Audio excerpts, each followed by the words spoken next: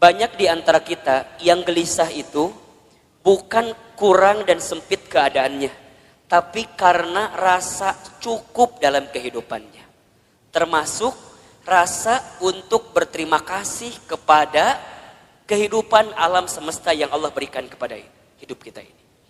Bunda di rumah tangga, kenapa sering ada problem masalah? Satu jawabannya, karena bunda sedikit berterima kasih kepada pasangan hidup bunda.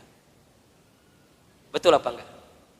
Suami kenapa sering rungsing di rumah tangganya?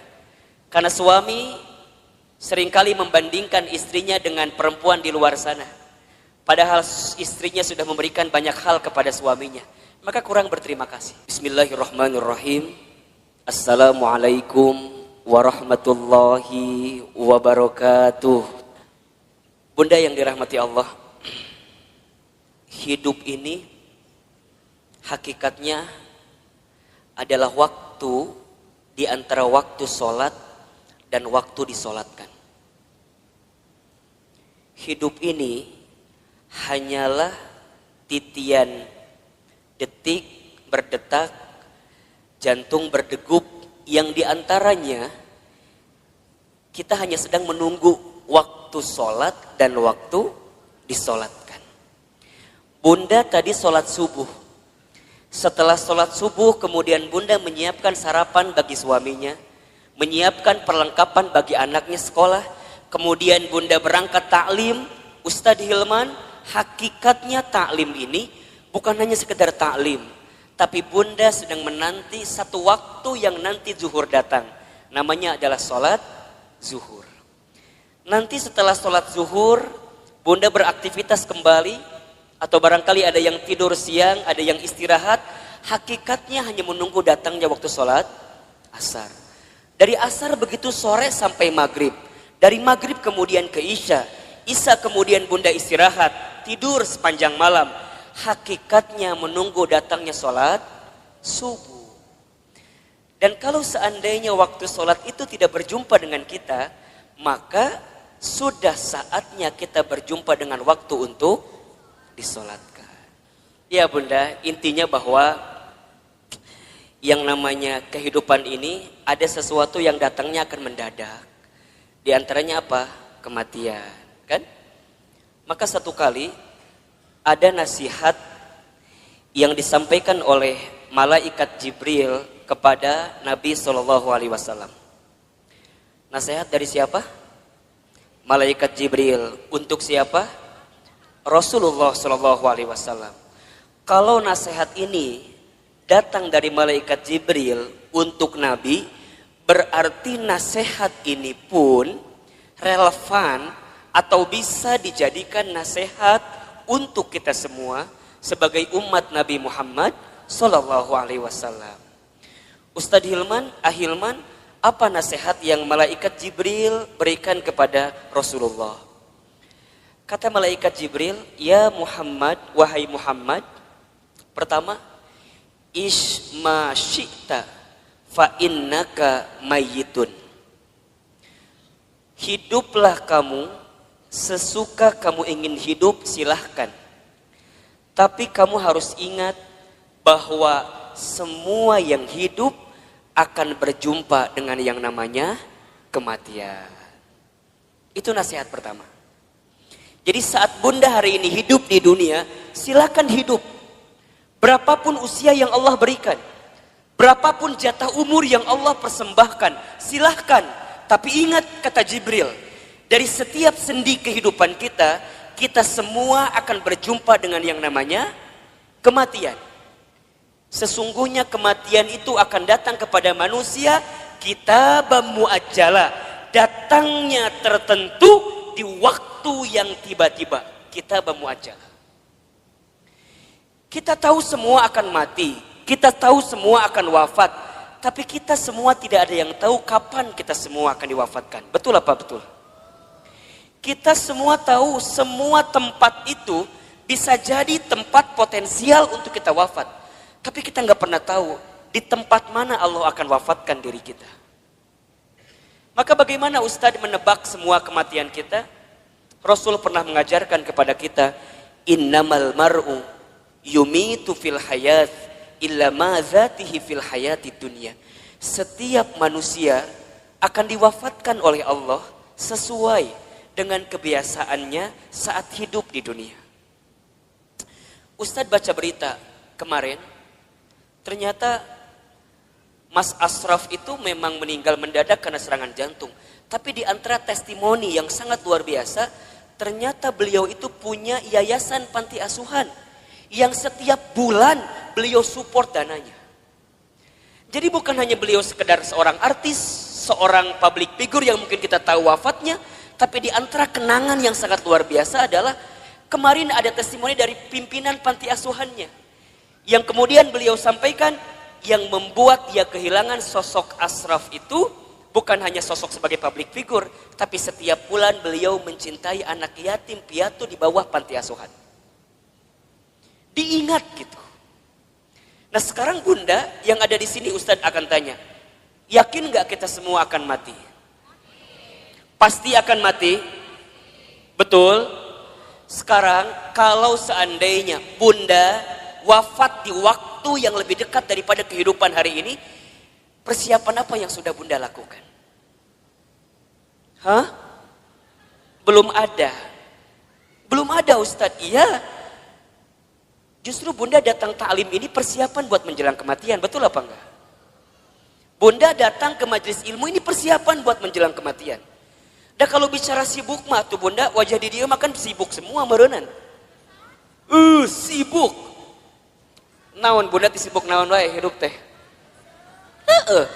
Sok ngumah wadah, bener teh. Di rumah banyak gak yang harus kita ngumah wadah pagi hari ini? Tumbukan baju banyak, setrikaan banyak. Ari ibu teh naon sih gawena? Ngumah wadah, setrikaan, masak. Jadi banyak kesibukan kita. Tapi kenapa di antara Bunda masih punya waktu, masih punya kesempatan, masih kemudian menyegerakan kebaikan ini, datang ke talim ini, kemudian barangkali karena hari ini Masya Allah di atas juga penuh sampai keluar-luar, desek-desekan. Kenapa Ustadz mau seperti ini? Karena satu alasannya, kita nggak pernah tahu bekal apa yang akan kita bawa menuju Allah Subhanahu Wa Taala. Betul apa enggak? Maka Bunda yang dirahmati Allah, ini nasihat juga. Kalau Bunda sedang down dalam melakukan kebaikan dan agar terus diistiqomahkan dalam kebaikan itu, ingat bisa jadi kebaikan yang kita tunaikan adalah kebaikan terakhir dalam kehidupan kita. Itu aja yang Bunda bayangkan.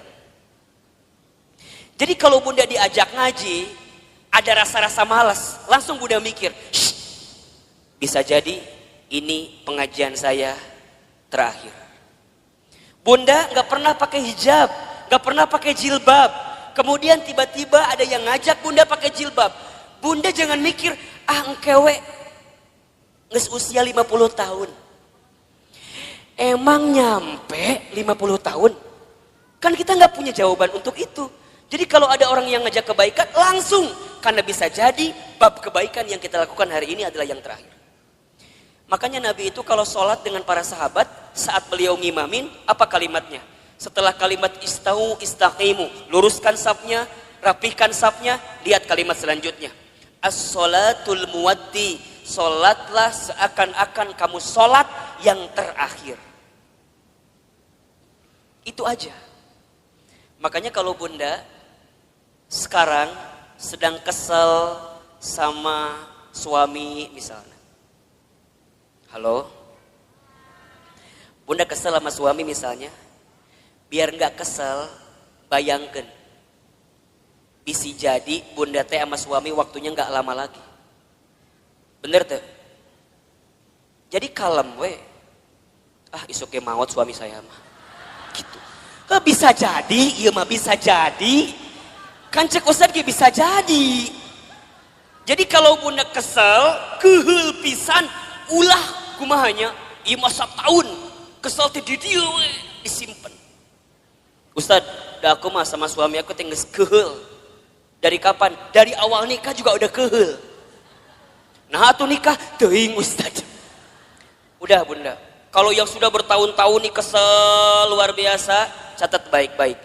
Kita itu akan benar-benar merasa kehilangan orang yang kita cintai bukan saat dia masih ada, justru saat dia sudah tidak ada. Catat status di Facebook.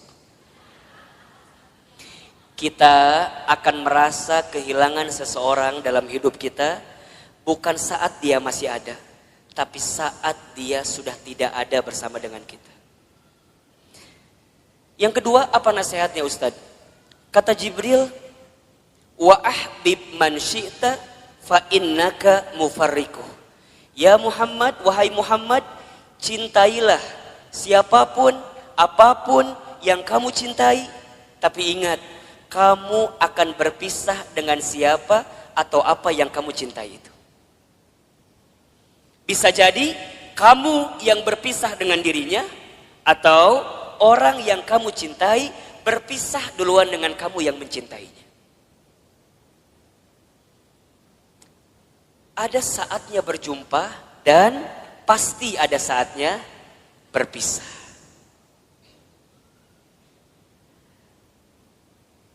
Terbayang sama bunda barangkali. Kalau tiba-tiba orang yang kita cintai dipanggil oleh Allah, kekuatan apa yang bisa membendung kesedihan kita? Ustadz pernah ngalamin, ya. Waktu Ustadz keterima beasiswa ke Amerika Serikat, baru 2 bulan di sana, Ustadz dapat kabar ibunda yang Ustadz sayangi itu meninggal. Dulu kelas 3 SMA, dari Amerika mau pulang susah, harus pulang seperti apa. Tapi Ustadz bersyukur, karena sebelum Ustadz berangkat ke Amerika, itu ada 1 minggu dikasih libur sama pesantren, Ustadz pulang kemudian ke rumah, dan selama seminggu itu Ustadz nemenin ibunda almarhumah. Nemenin terus. Nyuapin makannya, nemenin sholatnya. Dan begitu banyak di antara kata-kata ibunda yang terekam di hari-hari seminggu itu, yang sekarang jadi kenyataan. Ustadz sering ceritakan ke bunda barangkali. Bagaimana ibunda Ustadz waktu 1 kali sarapan, Ustadz suapin, ketika sarapan ibunda bilang ke saya, Hilman, nanti mama bakal nonton Hilman ceramah di TV.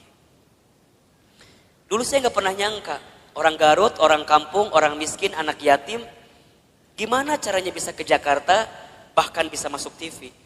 Hari ini, apa yang ibunda saya ucapkan jadi kenyataan.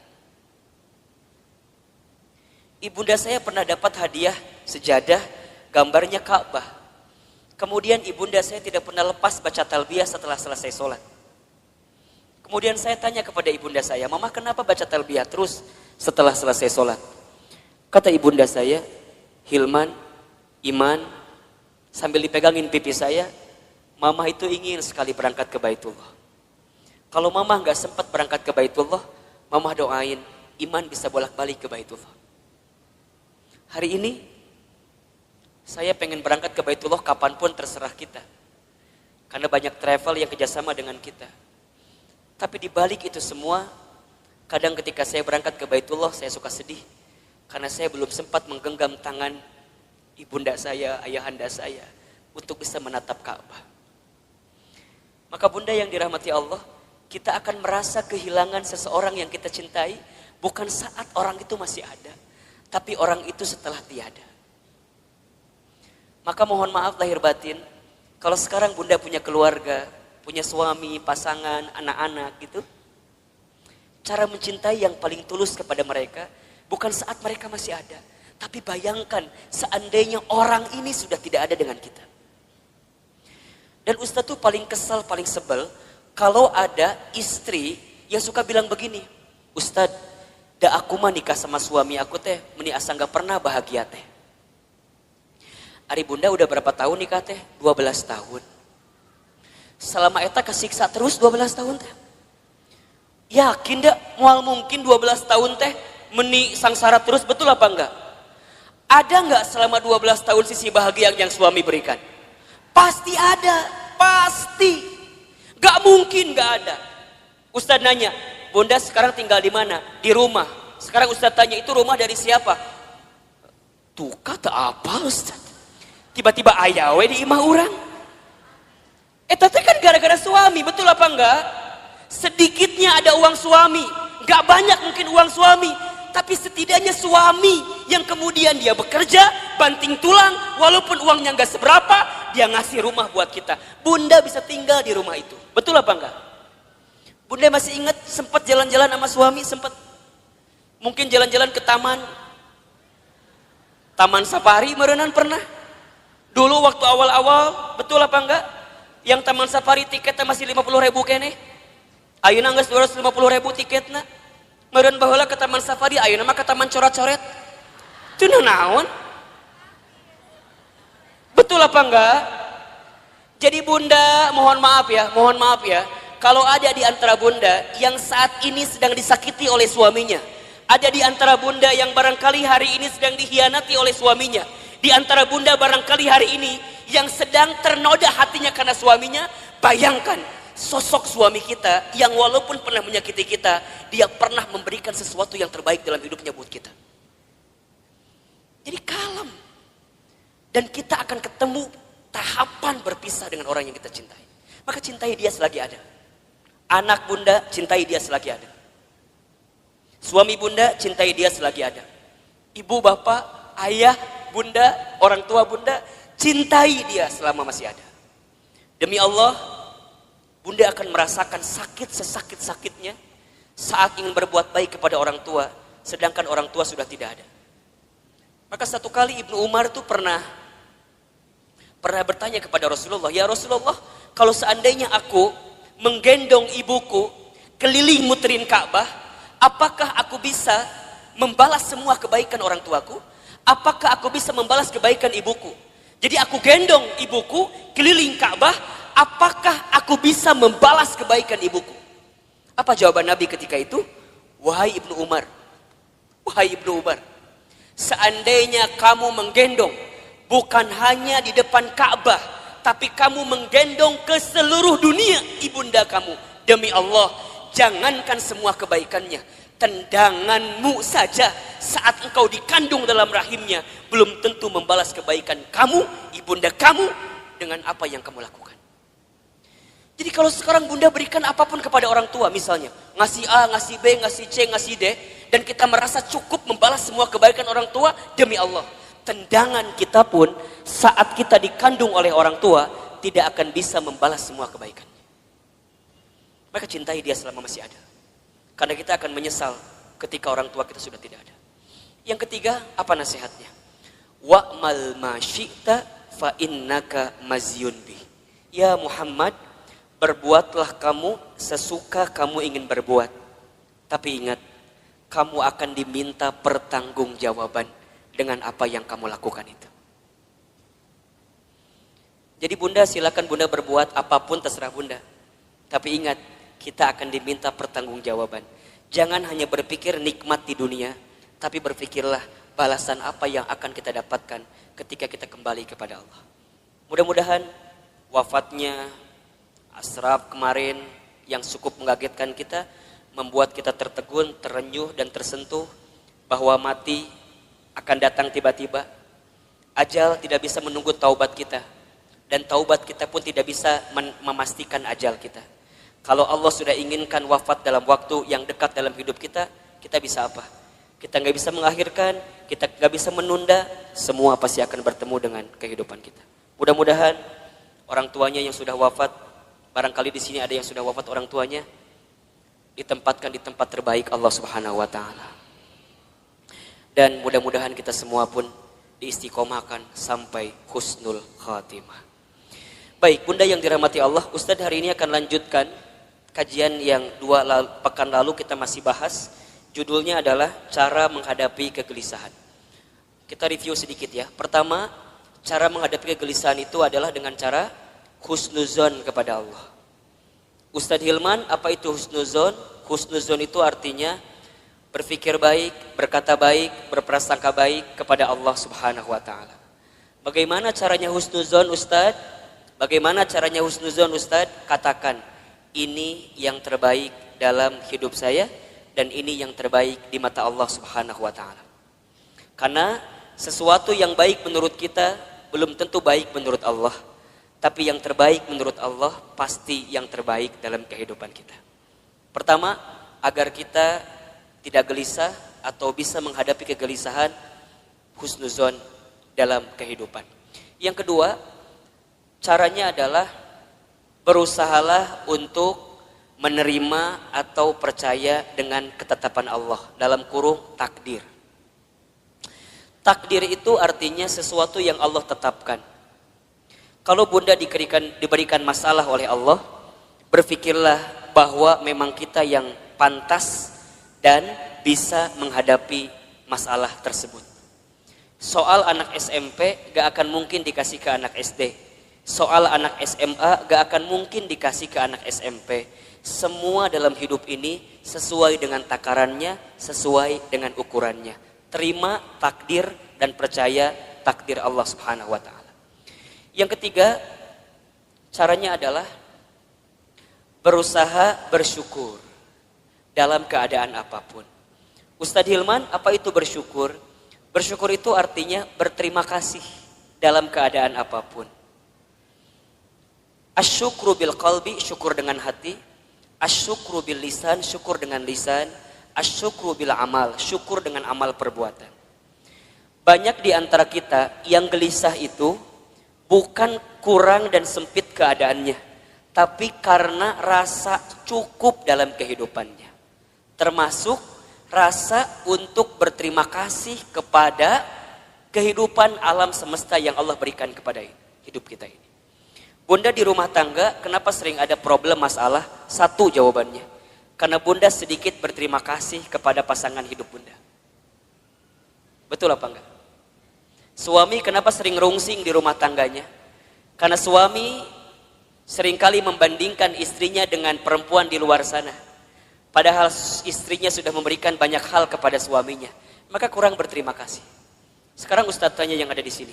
Bunda yang ada di sini, berapa sering bunda mengucapkan terima kasih kepada suaminya? Tiap hari? Cius? Beneran? Gampang saja evaluasinya. Kalau bunda kenapa di rumah tangga itu seakan-akan sempit terus, tidak menemukan jalan keluar terus, cek. Barangkali kita jarang mengucapkan terima kasih kepada pasangan hidup kita. Terima kasih, terima kasih. Seberapa banyak yang ingin kita terima tergantung seberapa banyak yang kita kasih. Kalau bunda ingin diberikan tambahan dalam penerimaan hidup kita, maka banyaklah memberi, banyaklah mengasihi kepada orang-orang yang dekat dalam kehidupan kita. Sama suami katakan, ayah terima kasih sudah mau jadi suami saya. Karena barangkali kalau aku tidak nikah sama ayah, mungkin sampai usia sekarang aku belum nikah. Dan yang tertipu matanya cuma ayah sama aku teh. Mungkin seperti itu, mohon maaf. Suami kita juga harusnya bilang makasih sama istrinya. Karena barangkali kalau kita dulu nggak nikah sama suami yang sekarang itu, betul, mungkin kita akan nikah dengan yang lain, yang lebih prospek daripada suami orang itu jelas teh ayeuna. Tapi Allah yang memilihkan kita sampai pada tahapan seperti ini. Maka banyak-banyak berterima kasih. Sama anak, bunda sama anak jangan minta dihargai. Kakak, mama teh capek ngurus kamu. Dari kecil ngebesarin kamu. Coba hargai mama. Kata anak, berapa harganya mah? Kan gitu jawabannya. Bunda jangan balik minta penghargaan kepada anak, tapi balikin ke anak. Nah, terima kasih ya. Sudah jadi kakak yang baik, adik yang baik, anak yang baik buat mama. Berharga banget itu anak kita bunda. Investasi akhirat yang tidak akan pernah terputus adalah anak kita. Makanya mohon maaf, Ustadz suka bilang begini. Kalau bunda punya anak, kemudian ada pengeluaran buat anak, jangan pernah menyebutkan biaya. Tapi sebutkan itu investasi. Apa bedanya Ustadz? Kalau biaya itu habis. Bunda keluarkan habis. Tapi kalau investasi, bunda keluarkan, balik lagi buat bunda.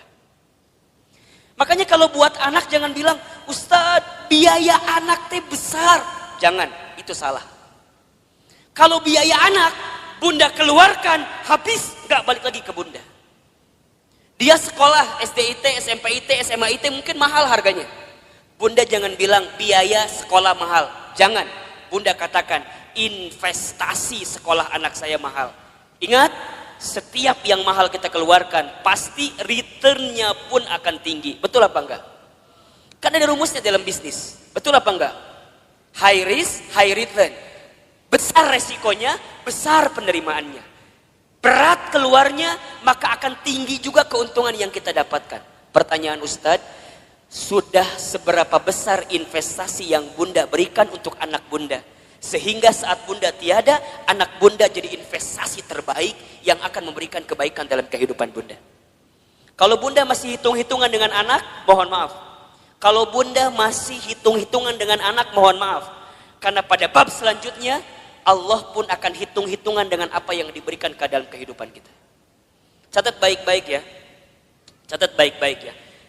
Rezeki itu tidak akan pernah habis saat kita memberi yang terbaik untuk keluarga kita.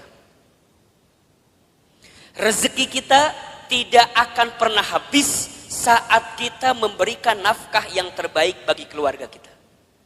Maka lihat kalimatnya, nafkah. Nafkah itu sama dengan kalimat infak. Asal katanya dari kalimat nafako atau infako, sama. Apa artinya? Sesuatu yang kita berikan dalam hal materi yang akan kembali dalam kehidupan kita. Itu infak. Makanya para suami, mohon maaf ya, para suami di luar sana, ini Ustadz bicara ke kamera. Emang ada suami di belakang?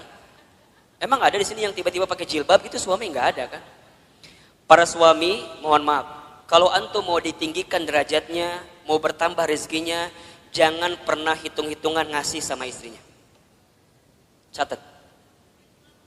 Jangan minta diulangi pohodoi Ustaz. Para suami, para ayah, kalau kita ingin ditinggikan derajatnya, dimudahkan rezekinya, maka jangan pernah pelit kepada istrinya.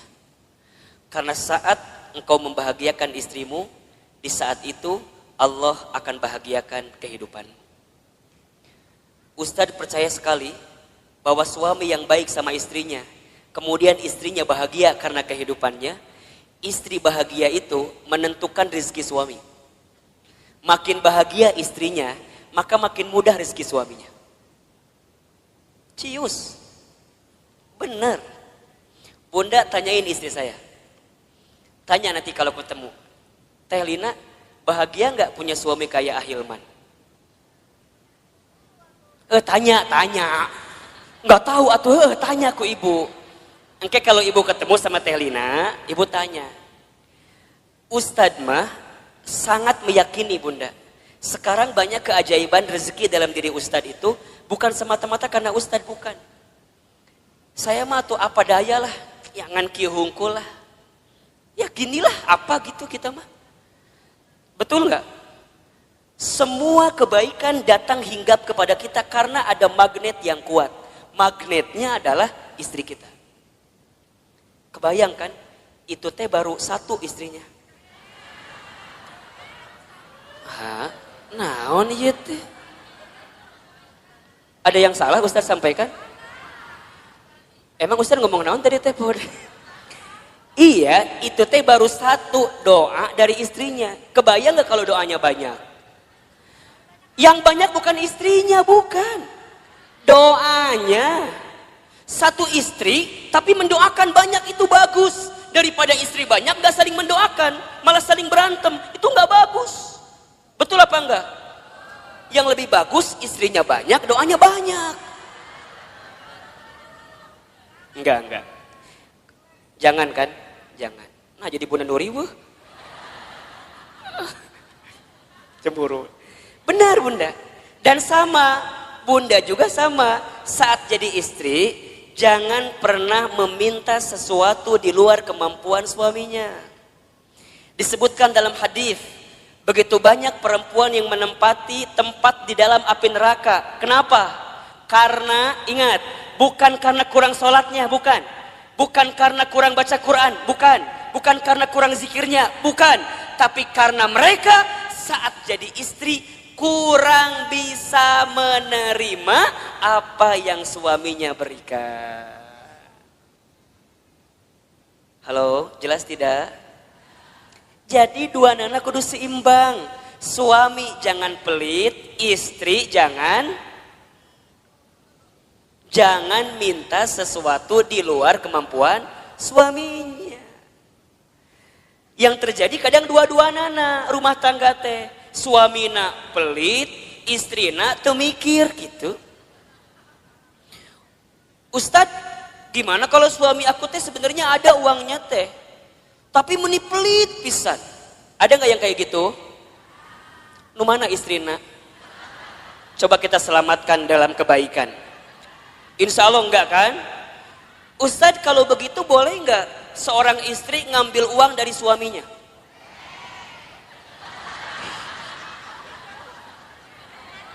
Bahaya loh ini loh.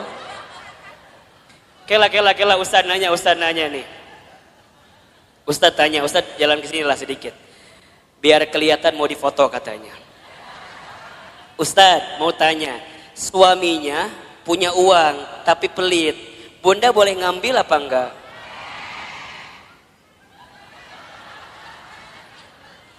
Kata siapa itu teh? Bunda catat ya, kalau suaminya pelit, kemudian dia nggak pernah ngasih kepada kita padahal uangnya ada, maka bunda boleh mengambilnya dengan can beres, asik langsung. Tah cek Ustad mah eta nu jadi salah teh. Ku bunda si Ustad sok dipotong materina teh. Bunda boleh mengambil dengan syarat tertentu. Ingat ya, ini bicara bab fikih. Contoh ya, jadi kalau suami pelit, uangnya ada tapi nggak ngasih ke bunda, bunda boleh ngambil dengan syarat tertentu. Satu, bunda ambil sesuai dengan kebutuhan keluarga. Satu, ingat ya, bukan kebutuhan bunda, kebutuhan keluarga. Jelas kira-kira? Uang dapur kebutuhan bunda atau kebutuhan keluarga? Baik, uang pembantu kebutuhan bunda atau keluarga? Bunda beli tas baru new arrival di Botani, kebutuhan keluarga atau kebutuhan bunda?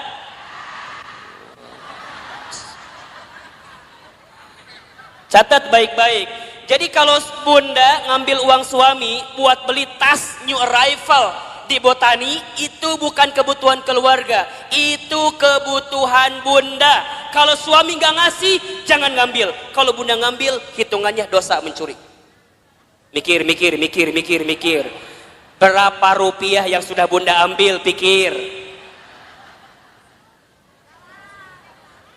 Suami pelit, ada uangnya, bunda ambil buat beli make up.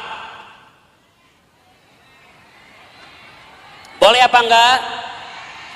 Boleh, asalkan suami senang dengan make up yang bunda kenakan. Lamun bunda beli make up, tok cek suami teh, reka mana gaya? Misalnya suami nggak nerima dengan apa yang diambil karena make upnya, mohon maaf, bunda harus bilang sama suami. Ini bab penting tentang keuangan bunda. Contoh topik lain Ustadz biar bunda paham. Kalau bunda punya hutang, suami harus membayarkan atau tidak? Kalau suami punya hutang, bunda kudu bayarkan atau henteu? Cukup membingungkan. Suami punya hutang, bunda kudu bayarin apa enggak? Nah, bunda punya hutang, suami kudu bayarin apa enggak? Yang ketiga tadi, agar kita enggak gelisah, apa tadi? Bersyukur. Baik, yang keempat bunda, kita selesaikan hari ini bab ini ya. Yang keempat, cara menghadapi kegelisahan adalah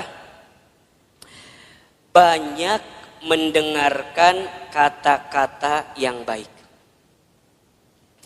Banyak mendengarkan nasihat yang baik. Banyak mendengarkan sesuatu yang baik. ada di surat Az-Zumar ayat 18. Coba dibuka. Surat Az-Zumar ayat 18. Surat ke-39 kalau nggak salah, ayat 18. Boleh Bun dibacain artinya, bantuin ustadznya. Az-Zumar ayat 18. A'udzubillahi minasyaitonirrajim. Yaitu mereka yang mendengarkan perkataan lalu mengikuti apa yang paling baik di antaranya. Mereka itulah orang-orang yang telah diberi petunjuk oleh Allah dan mereka itulah orang-orang yang mempunyai akal sehat. Baik Bunda, perhatikan kalimatnya. Di situ diperintahkan oleh Allah kita semua untuk mendengarkan sesuatu yang baik. Karena apa yang sampai ke telinga kita, itulah yang akan menentukan perasaan dalam hati kita. Betul apa enggak? Apalagi buat perempuan, buat para muslimah. Perempuan itu lemahnya atau kelemahannya di telinga. Laki-laki lemah atau kelemahannya di mata. Laki-laki mah kalau ngelewat sesuatu yang lebih indah menurut pandangannya, maka dia akan menatap sesuai gerakan dari yang dilihat itu. Jadi kalau Bunda jalan jeung suami Bunda di botani, tiba-tiba di depan Bunda teh aya nu geulis. Set ngalewat. Suami Bunda pasti akan melihat. Set gitu. Biasanya pandangannya sesuai dengan arah kemana dia berjalan. Jadi kalau Bunda jalan sama suami, kemudian suaminya begitu lihat yang indah-indah, pada tahapan pertama biarkan saja, berarti wajar, normal. Tapi lamun keterlaluan, kemana panon eta eta gitu. Jadi kalau set sekali itu wajar, memang nalurinya begitu laki-laki. Tapi kalau perempuan itu lemahnya di telinga. Makanya hati-hati Bunda dengan kalimat-kalimat yang negatif yang datang dalam kehidupan kita. Itu yang bisa membuat kegelisahan dalam hidup kita. Contoh, Bunda teh punya teman. Pertama begini, Cida sini.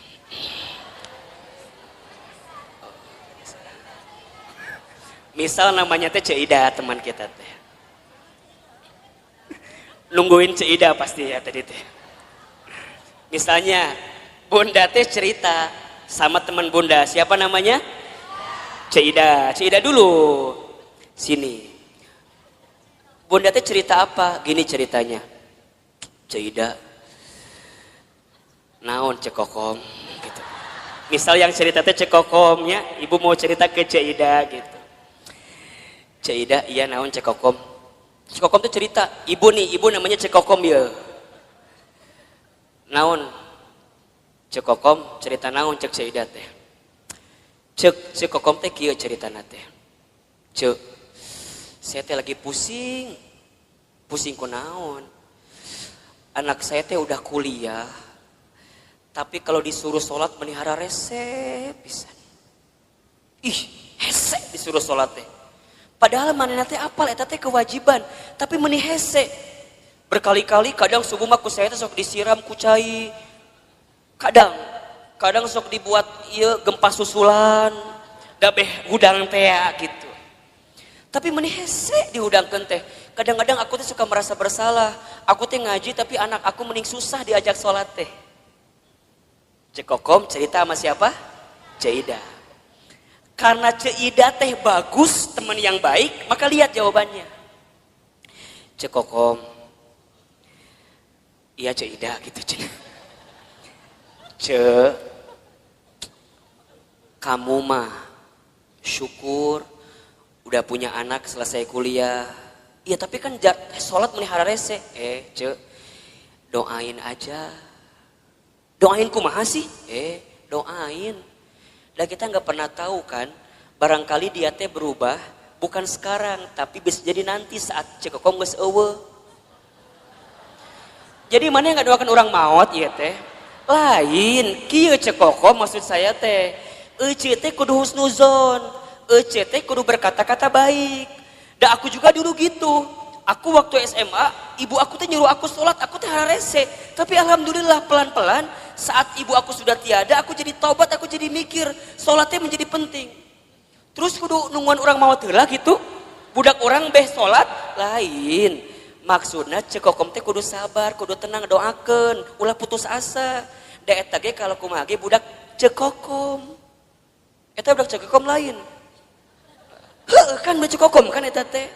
Jadi cekokom kudu sabar nerimainnya. Semua ada waktunya, semua ada prosesnya. Cekokom ulah berhenti mendoakan, cekokom ulah berhenti ngajak. Sok suruh ngaji budak teh. Seidah mah disuruh salat ge hese komo ngaji. Pelan-pelan kan ayeuna mah aya YouTube. Sok cekokom teh share ka budak cekokom kumaha eta pahala salat dan segala macamna. Insyaallah doakeun yang terbaik buat anak kita. Coba saya mau tanya, kalau bunda dengerin kalimat kayak gitu, tenang apa enggak? Tenang. Nuhun Caidah, memang you are my best friend ya. Kamu itu adalah teman yang baik buat saya. Sekarang bandingkan, kalau cekokom cerita ke Ceodah. Ceodah mah lamun ngomong teh teuing ngaliurkeun ka urang teh. Da kata-katanya teh kurang baik wae. Dia ceritalah sama Ceodah, Ceodah aku teh mau curhat, kenapa? Anak aku teh udah kuliah tapi titah sholat meni hese. Da Ceodah teh lamun ngomong teh kitu wae pasti. Cekokom, apal teu? Eta teh pasti pangaruh ti suami cekokom. Coba. Da moal mungkin budak teh teu sholat lamun bapana sholat. Da eta mah gara-gara suami cekokom teh tara salat. Cekokom coba bayangkeun tah suami cekokom. Ustaz mau tanya, tenang atau tambah gelisah? Yang tadi pertama nu kapikiran saha? Anaknya doang, ditambah cerita Ceodah, tambah siapa? Betul apa enggak? Matakna bunda di telinga kita kudu difilter. Mana yang kira-kira nggak bikin kita tenang, mana yang kira-kira bikin kita gelisah, tinggalin, pelan-pelan mundur teratur. Kan sok ayahnya, bunda teh punya teman, kan sok ayah ya, punya teman yang kalau ketemu dia ngomongnya baik, ada nggak kira-kira? Ada, tapi ada teman yang kalau ketemu dia teh, orang terbuka masalah oke, gara-gara saya tahu masalah jadi kebawa masalah. Betul apa enggak? Matakna hati-hati dengan teman-teman yang berkata kurang baik dalam kehidupan kita. Ingat nih, perempuan itu telinganya sangat lemah. Kalau ada kata-kata yang buruk hingga ke telinganya, bisa masuk ke dalam pikirannya, terasa di hatinya, itu yang membuat gelisah dalam kehidupan.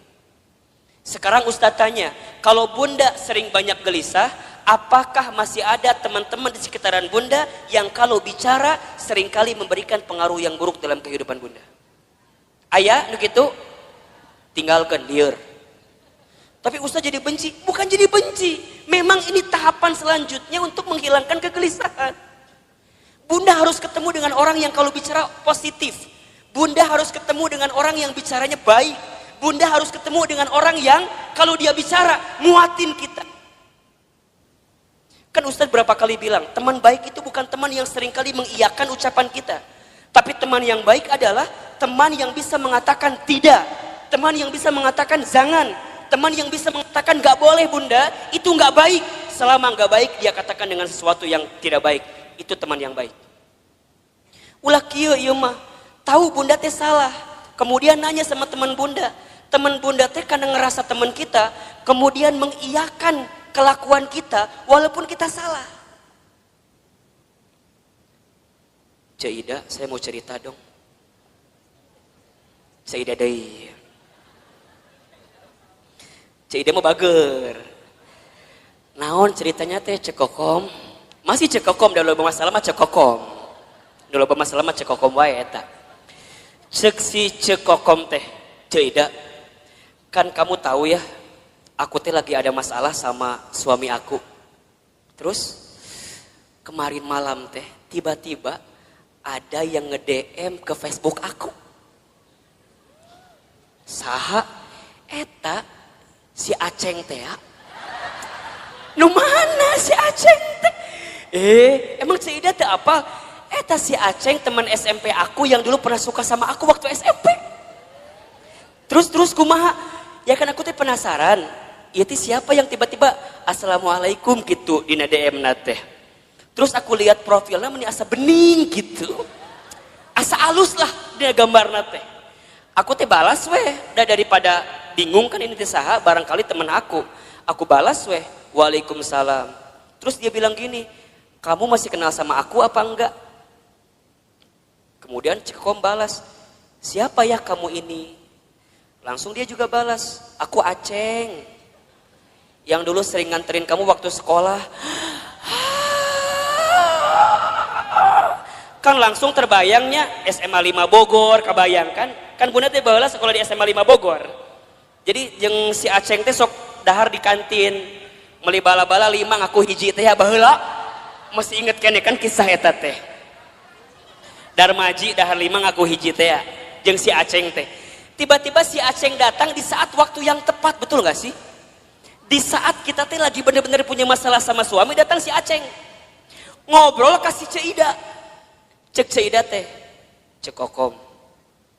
Ingat, kamu teh masih punya suami. Hargai suami kamu. Oh gitu Ceuida. Kalau kamu jadi suami kamu, coba kalau suami kamu kayak gitu sama perempuan lain gimana? Kamu sakit hati apa enggak? Iya sih. Terus kumaha? Ulah tinggalkan. Kalau bisa mah langsung blok daripada panjang. Ya tapi kan dia datang di saat yang tepat, lagi ada masalah. Aku teh sama si Ramli, iya nu ayeuna aya teh. Misal suamina Ramli nu ayeuna aya teh. Tapi itu nggak bagus. Nah, teman yang baik mah, teman yang kayak Ceuida tadi, yang katakan nggak boleh itu nggak bagus. Ulah cerita ke si Coodah. Lamun cerita ke Coodah mah lain kalimat nate. Ustadz Hilman, kumaha kalimat nate lain Coodah mah sudah diceritakan gitu teh. Coodah, apal tuh naon? Semalam ayah laki-laki yang nge-DM saya. Saha? Aceng. Aceng yang mana? Mantan aku waktu SMP. Ih, ini the best opportunity. Kesempatan terbaik itu buat kamu. Kenapa emangnya? Kan kamu lagi ada masalah sama si Ramli suami kamu. Udah we atuh sama si Aceng gak masalah dah itu mah. Hati-hati. Jeung si Coodah kadang-kadang sok nanya deui gitu. Kamu lihat di mana sih si Aceng? Aku lihat di profilnya kumaha halus teh. Aku lihat dia pakai mobil, gonta-ganti mobil teh. Manya. Kon wah langsung mobil gonta-ganti. Wah! Manya. Kadang Avanza mobil teh. Kadang R3. Hati-hati. Bisa jadi supir Grab eta teh. Da tergoda teh ya eta ku si mobil, bunda dengerin kata-kata Coodah yang kurang baik, ujungnya apa? Udah cekokom eta kesempatan, peluang, nggak akan datang 2 kali loh kayak si Aceng kayak gitu. Nges, beda kamu mah lagi ada masalah sama suami kamu, bisa jadi ini jalan keluar dan doa-doa yang Allah ijabah buat kamu. Sok hati-hati, hati-hati. Jadi ayah juga Coodah ayah di dia nusuk juga si Coodah ngomong ayah. Ingat ya, kata-kata buruk itu bunda akan mempengaruhi pikiran kita. Pikiran kita mempengaruhi hati kita. Sama bunda juga, kalau bunda hidup di rumah tangga dengan suami, kalimat suami seringkali mendatangkan hal-hal yang negatif dalam kehidupan bunda. Naon tinggalkan. Kalau suami kata-katanya kurang baik didengar oleh kalimat bunda, maka bunda katakan kepada suami bunda, ayah, kalau ayah nggak bisa berperilaku sesuai kemauan bunda, minimal ayah tidak berkata-kata yang buruk dalam kehidupan rumah tangga kita. Mungkin suami kita belum bisa berubah dengan kemauan kita. Setidaknya suami kita tidak berkata-kata buruk dengan ucapannya dalam kehidupan rumah tangga kita. Karena mohon maaf, para istri banyak yang tersakiti hatinya bukan semata-mata karena kelakuan suaminya, tapi lebih banyak karena kata-kata dari siapa? Betul apa enggak? Mungkin kalau sekali ditampar, set, bisa hilang, selesai. Tapi kalau kata-kata sudah menusuk di hati, itu bertahun-tahun tidak akan pernah bisa bunda lupakan. Betul apa enggak? Terbayang dalam benak kita. Apalagi hati-hati. Hati perempuan itu seperti cermin katanya. Al-mar'atu kal mir'ah. Perempuan itu seperti cermin. Kalau sudah tersakiti hatinya, sama seperti cermin pecah. Mungkin kamu bisa meletakkan kembali pantulan cahayanya, tapi pantulan cahayanya tidak akan sama sebagaimana cermin itu di waktu sebelumnya. Bunda tersakiti, mungkin bunda bisa memaafkan, tapi untuk melupakan tak mudah seperti memaafkan tadi. Betul apa enggak? Biasa aja, biasa aja. Dan itulah nanti yang akan membuat hidup kita gelisah. Makanya nanti ditambah, kalau bunda sudah mendengarkan kata-kata yang baik dan tidak menemukan di orang-orang yang dekat dengan kita, maka bunda temukan kata-kata yang baik itu di tempat majlis ta'lim, majlis ilmu. Makanya Ustadz Hilman mohon maaf ya, kalau bunda barangkali seringkali mendengarkan kajian saya, sangat sedikit sekali kajian saya bicara tentang hal-hal yang mungkin mengusik hal-hal lain, kemudian nyindir hal-hal yang lain. Saya bicaranya deket-deket aja, deket-deket di sini aja. Saya berusaha untuk menghadirkan kata-kata nasihat yang bijak dalam kehidupan bunda. Buat Ustadz mah bunda nyatat, kemudian bunda lupa kajian saya, nggak masalah. Karena barangkali catatan hutang lebih banyak daripada catatan kajian saya. Makanya sekali dia datang diingetin lagi, dicas lagi, betul apa enggak? Atau udah kebayang bunda bahwa lagi waktu sekolah yang ada ujiannya, bunda mah jarang belajar, bener nggak? Kadang mau ujian teh pas ulangan pas mau ulangan baru belajar. Kamu ayeuna taklim, eueuh UTS-na eueuh, eueuh UAS-na eueuh. Jadi jangan berharap kalau dia akan ngebuka lagi catatannya. Karena yang bunda butuhkan kadang-kadang ketika mendengarkan kalimat-kalimat yang baik, itu tenang ketika menghadapi masalah bunda. Betul apa enggak? Bunda nggak bisa doa sendirian. Kemudian bunda dibimbing untuk berdoa. Dan bunda mendapatkan ketenangan. Kenapa? Karena dengan telinga bunda mendengarkan ketenangan itu. Makanya mohon maaf lahir batin ya. Kalau bunda sedang punya masalah. Kan kita mah seringkali curhatnya. Bener apa ente? Buat ustadz perempuan curhat itu nggak masalah. Karena barangkali buat perempuan itu adalah cara dia menyelesaikan masalah dia. Betul? Kan kadang-kadang bunda mah kalau udah curhatnya jadi agak tenang kan. Dan yang paling hebat mah kadang-kadang curhat manehna solusi oge, manehna oge. Nges beres ngomong baru dia keluarkan solusinya.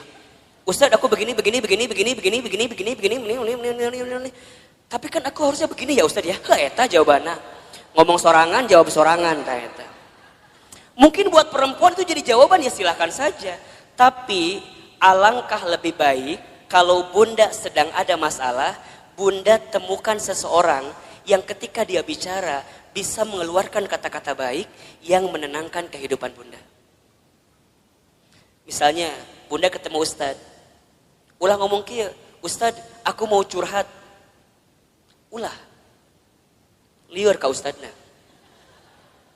Langsung Ustadz bisa nasehatin saya apa enggak? Karena tanpa bunda cerita pun Ustadz udah tahu. Dari wajah nggak bisa bohong. Nukie ya wajah-wajah banyak masalah pasti. Nukie nih wajah ada masalah sama suaminya kelihatan. Ustadz dari mana kelihatannya? Air mata nggak bisa bohong. Betul apa enggak? Air mata itu lebih deras mengalir saat kita tersakiti oleh orang yang dekat dalam kehidupan kita. Air mata, coba Ustadz mau nanya, nangis itu lebih sakit yang mana?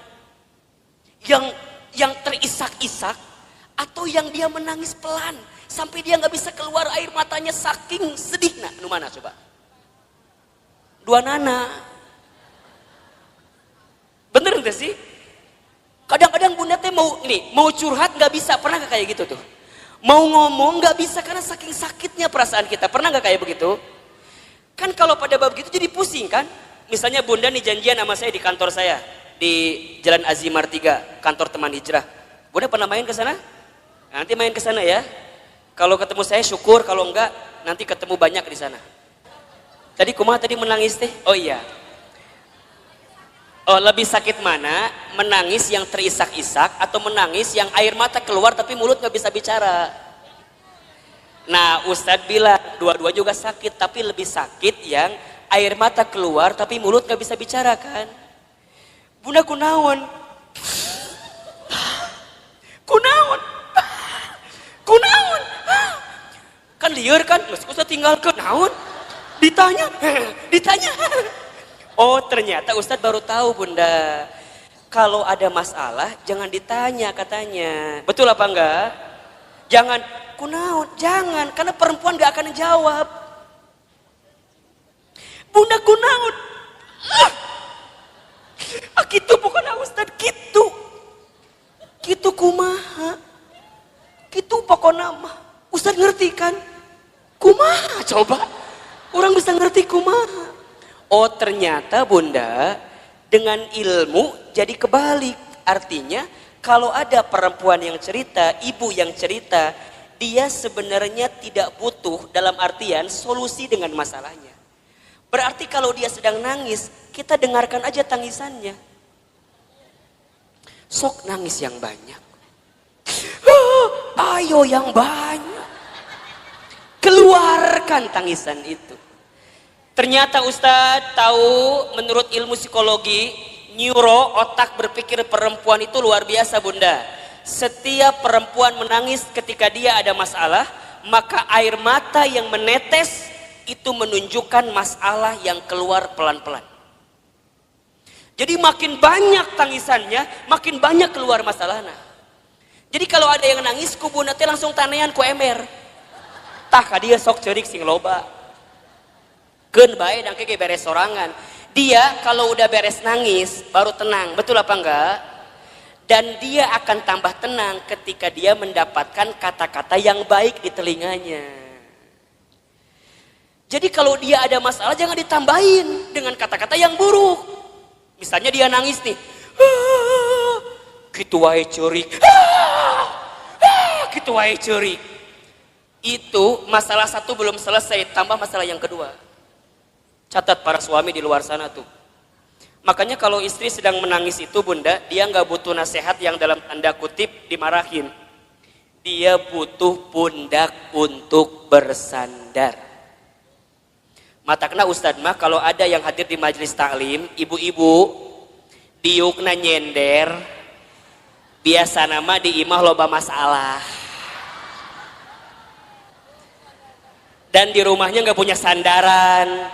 Matangna lamun ngaji pasti we tembok mana tembok dah hayang nyender teh karena tembok eta. Ayo bunda harus temukan seseorang yang saat dia bicara menenangkan kehidupan kita. Teman kita cari nih, kalau sekiranya teman kita ngasih pengaruh yang buruk, tinggalkan, pelan-pelan mundur teratur. Dia yang bikin kita gelisah. Dia yang bikin kita gelisah. Cek ngaji yuk. Ah nantilah, uci ngaji sekarang lah, angkeke aya kene ngaji sekarang. Wah, itu kan bagus. Ikutin teman kayak gitu, jaga baik-baik. Ece inget ya, Rabu pekan ketiga jadwalkeun.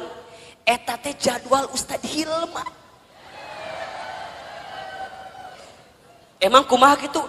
Ngeunaheun ceramahna teh. Misal, ieu mah misal.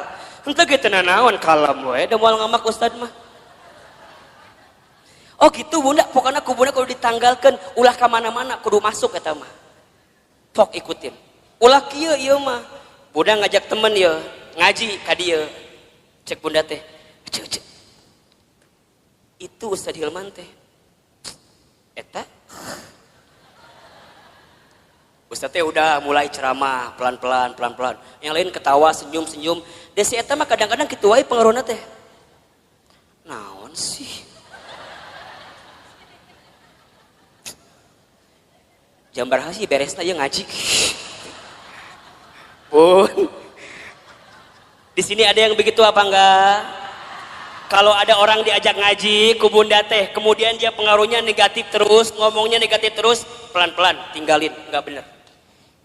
Ini yang bikin gelisah bunda. Bunda harus temukan orang yang ketika diajak ngaji ku bunda teh, kemudian dia dengerin. Cek, kumaha enakeun teu? Kamu kenapa baru ngajak aku sekarang?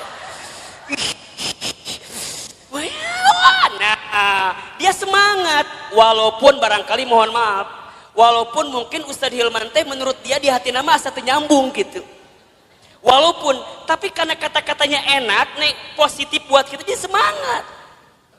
Jadi kata-kata itu, makanya yang keempat nanti cara menghadapi kegelisahan adalah berkata-kata yang baik. Ini berapa ya? Beriringan, mendengar yang baik, berkata-kata yang baik. Salamatul insan fi hifdil lisan. Selamatnya diri manusia tergantung lisannya. Satu peluru hanya bisa nembak satu kepala, tapi satu kata yang terucap bisa nembak ratusan kepala. Betul apa enggak? Satu peluru mungkin bisa nembak satu hati, satu jiwa, satu badan, tapi satu kata-kata kita yang ketika kata-kata itu buruk maka bisa menembus ratusan, ribuan, jutaan hati yang mendengarkannya. Maka lihat kalimat dalam Al-Quran surat Al-Ahzab ayat 70-71. Jadi setelah perintah mendengarkan yang baik, maka perintah selanjutnya adalah berkata-kata yang baik. Apa ayatnya? Coba Bunda baca. Al-Ahzab ayat 70-71. Nah betul. Ya baca Bunda, artinya boleh. Wahai orang-orang yang beriman, bertakwalah kamu kepada Allah dan ucapkanlah perkataan yang benar. Niscaya Allah akan memperbaiki amalan-amalanmu dan mengampuni dosa-dosamu. Dan barang siapa menaati Allah dan Rasulnya, maka sesungguhnya dia menang dengan kemenangan yang agung. Allahu Akbar. Lihat kalimatnya. Ya ayyuhalladzina amanu taqullaha wa qulu qawlan syadida yuslih lakum a'malakum wa yaghfir lakum dunubakum. Kan begitu. Wahai orang-orang yang beriman, bertakwalah kamu kepada Allah dan wa qulu qawlan syadida, berkata-katalah yang baik. Bunda yang dirahmati Allah, satu kali Rasul itu kehilangan istrinya bernama Khadijah. Saat beliau kehilangan Khadijah, selama 3 hari beliau gak mau keluar rumah. Gak mau keluar rumah. Sampai ada sahabat yang lain yang sempat masuk ke dalam rumahnya. Maka sahabat lain kemudian itu bertanya, ya Rasulullah, kenapa engkau sepeninggal Khadijah tidak mau keluar rumah? Bahkan sudah 3 hari tidak keluar rumah. Kata Rasulullah apa coba? Aku masih terpukul karena kehilangan sosok seperti Khadijah. Kemudian sahabat bertanya, ya Rasulullah, faktor apa, sebab apa yang membuat engkau terpukul sampai engkau tidak mau keluar rumah saat engkau kehilangan Khadijah? Maka Rasul kemudian menjawab, wahai sahabatku, aku sudah menikah bersama dengan Khadijah selama berapa tahun? Tahu nggak? 25 tahun atau mungkin Rasul kehilangan Khadijah di usia 53 tahun. Beliau menikah usia 25, kemudian kehilangan usia 53, berarti berapa tahun itu? 28 tahun, berarti berumah tangga selama 28 tahun. Apa jawaban Nabi ketika itu? Apa yang membuat engkau begitu dalam ketika kehilangan Khadijah? Karena saat aku bersama dengan Khadijah selama 28 tahun, aku tidak pernah mendengarkan kata-kata yang keluar dari mulut Khadijah kecuali semua kata-katanya memberikan ketenangan dalam hidupku.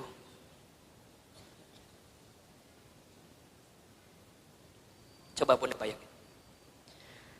Aku tidak pernah mendengarkan kata-kata yang keluar dari Khadijah kecuali semuanya memberikan ketenangan dalam hidupku. Sekarang Ustaz tanya, Bunda di rumah tangga punya suami Bunda kalau mendengar kata-kata Bunda tambah masalah, hilang masalah. Ulangi. Suami teh di kantor lagi ada masalah, balik ke imah ketemu Bunda, saat Bunda ngomong hilang masalahnya atau tambah masalahnya? Tambah atau hilang? Bener. Sok Ustaz tanya, suami pulang ada masalah, ku Bunda dikumahakeun. Dikumahakeun ku Bunda. Kita mah kadang-kadang kalau suami pulang teh langsung ditanya ku kita teh kan? Assalamualaikum, ayah pulang. Kumsalam, kapelong begeutna abstrak aya masalah. Bapak kunaon? Ayah kunaon? Narotas, ayah kunaon? Kamar mandi tungguan, ayah kunaon? Keur makan di tungguan, ayah teh kunaon? Bunda nanya berkali-kali di rumah tangga, suami gak akan pernah menjawab. Kenapa? Karena saat laki-laki sedang punya masalah, dia butuh waktu untuk diam ketika sedang ada masalah. Khadijah bagaimana Ustadz? Allahu Akbar. Ketika Nabi sedang ketakutan, itu datang Nabi ketakutan, buka pintunya, lihat Khadijah, Masya Allah. Baru ngelihat wajah Khadijah, setengah kegelisahannya langsung hilang saat melihat wajah Khadijah. Suami orang mah ningali wajah orang teh. Assalamualaikum. Datang kita, kumsalam. Iya problem deui. Komo lamun Bunda nyambutnya dengan nyambut yang tidak baik teh ya. Assalamualaikum, ayah pulang. Waalaikumsalam. Bapak pas SPP budak candi bayar. Bukan hilang masalah, malah tambah. Waalaikumsalam, ayah pulang. Ayah, lihat. Mama lagi pakai jilbab baru, bagus nggak? Biasa aja. Lihat dong, bagus nggak? Bagus, tapi candi bayar. Masalah nambah atau kurang? Khadijah mah enggak Bunda. Nabi ketakutan, apa yang Khadijah lakukan? Khadijah cuma senyum. Yang Khadijah lakukan langsung memeluk Rasulullah. Set, dipeluk. Dibisikin di telinganya, ya Rasulullah, jangan takut, ada aku di sisimu. Kalau di luar sana ada orang yang membencimu, maka aku yang paling pertama mencintaimu. Kalau di luar sana ada yang menyakitimu, maka aku yang pertama kali membelamu. Tuh, lihat. Masya Allah Bunda, dipeluk, dibisikin.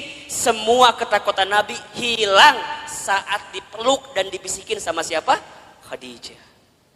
Matakna Bunda belajar dong sama Khadijah. Iya mah harapan hayang suami siga Rasulullah. Urangna cek siga Khadijah. Cik atuh mikir mah nya gitu. Jadi kumaha Ustad? Nanti kalau suami pulang ada masalah langsung loba nanya.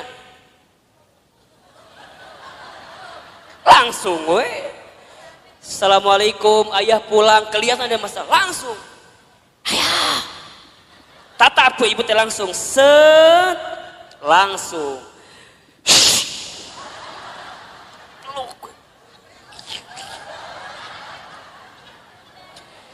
Cek suami teh, naon ih. Ibu, kalau suami berontak, lebih kuat ibu kencengannya. Ulah dia. Benar. Sampai dia tidak berontak lagi. Set. Gitu. Ini ilmu Bunda.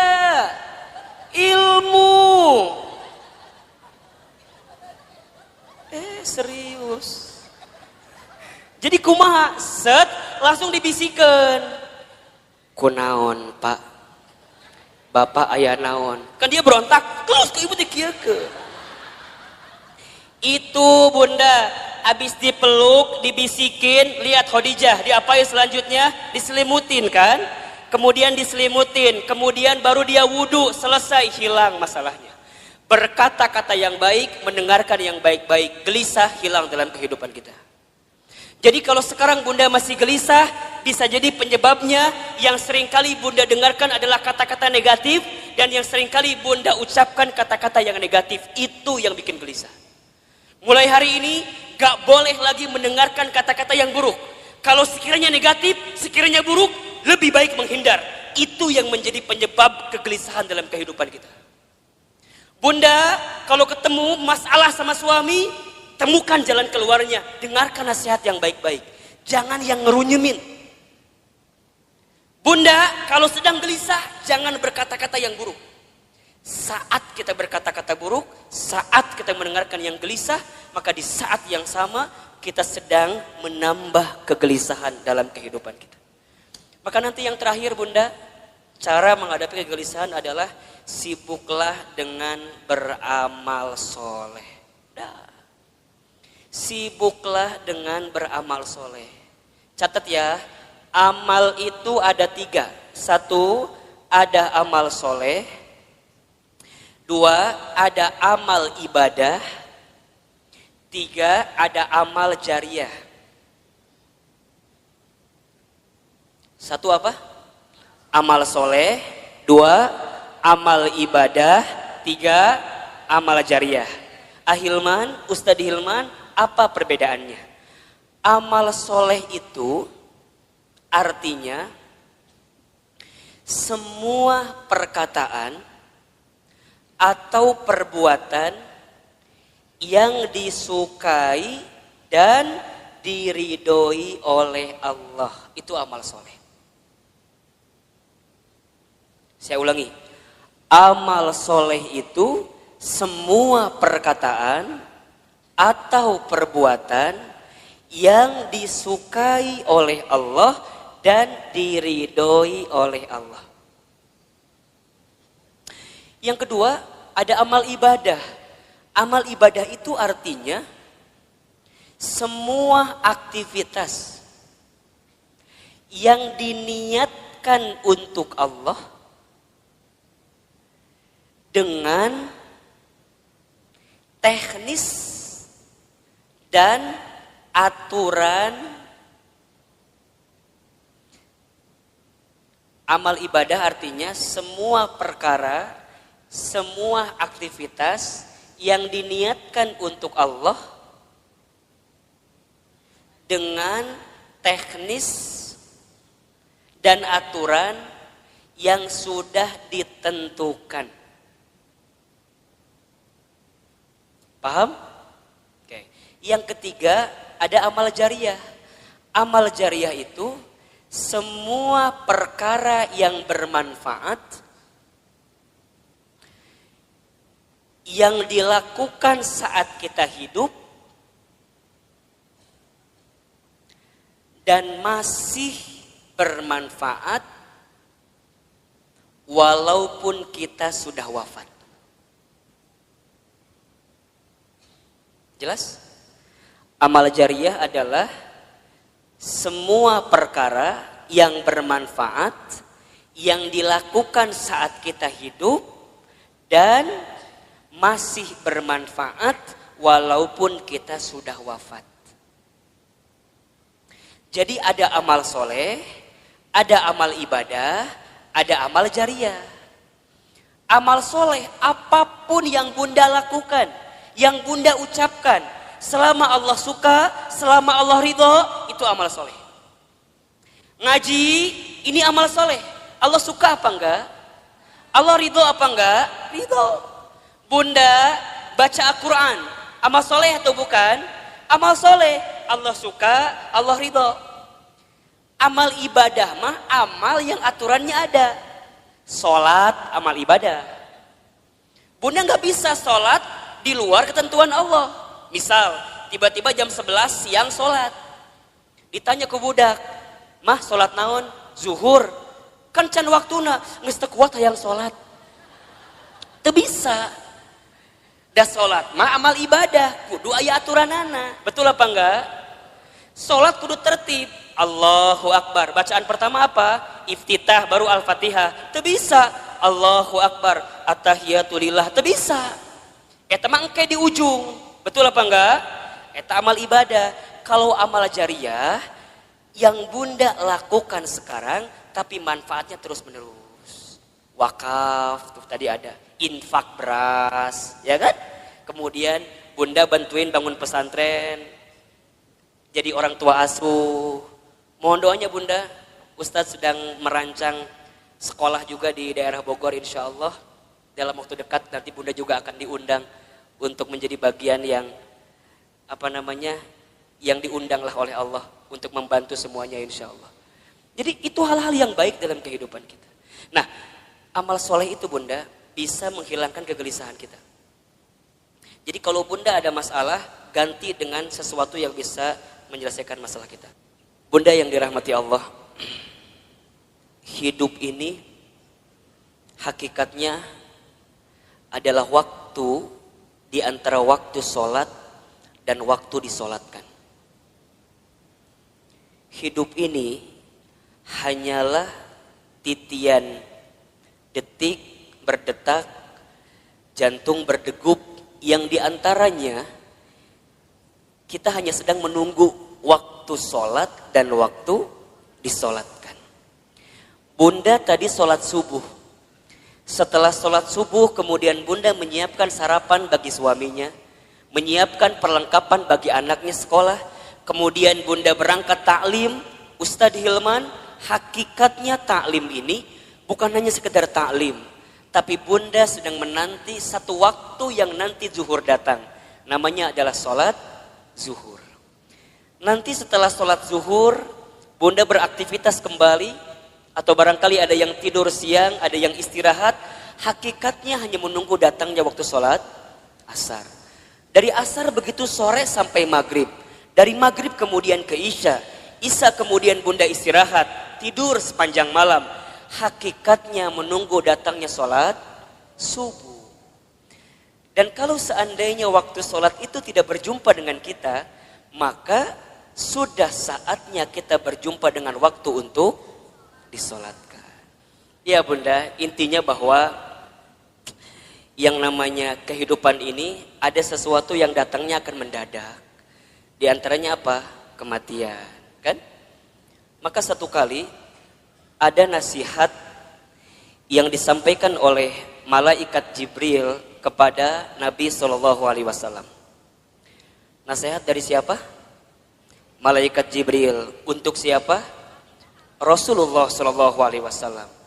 Kalau nasihat ini datang dari malaikat Jibril untuk Nabi, berarti nasihat ini pun relevan atau bisa dijadikan nasihat untuk kita semua sebagai umat Nabi Muhammad SAW.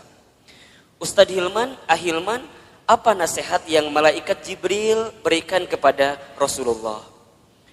Kata malaikat Jibril, ya Muhammad, wahai Muhammad, pertama, isma syi'ta fa innaka mayyitun. Hiduplah kamu sesuka kamu ingin hidup, silahkan.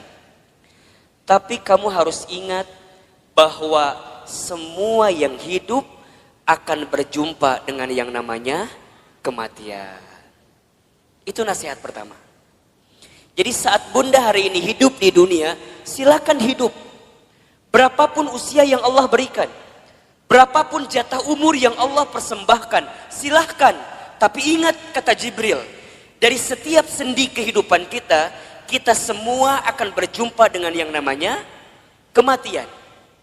Sesungguhnya kematian itu akan datang kepada manusia kitabam muajjala, datangnya tertentu di waktu yang tiba-tiba. Kitabam muajjala. Kita tahu semua akan mati, kita tahu semua akan wafat, tapi kita semua tidak ada yang tahu kapan kita semua akan diwafatkan. Betul apa betul? Kita semua tahu semua tempat itu bisa jadi tempat potensial untuk kita wafat. Tapi kita nggak pernah tahu di tempat mana Allah akan wafatkan diri kita. Maka bagaimana Ustadz menebak semua kematian kita? Rasul pernah mengajarkan kepada kita, innamal mar'u yumitu fil hayat illa ma dzatihi fil hayati dunya. Setiap manusia akan diwafatkan oleh Allah sesuai dengan kebiasaannya saat hidup di dunia. Ustadz baca berita kemarin, ternyata Mas Ashraf itu memang meninggal mendadak karena serangan jantung. Tapi di antara testimoni yang sangat luar biasa, ternyata beliau itu punya yayasan panti asuhan yang setiap bulan beliau support dananya.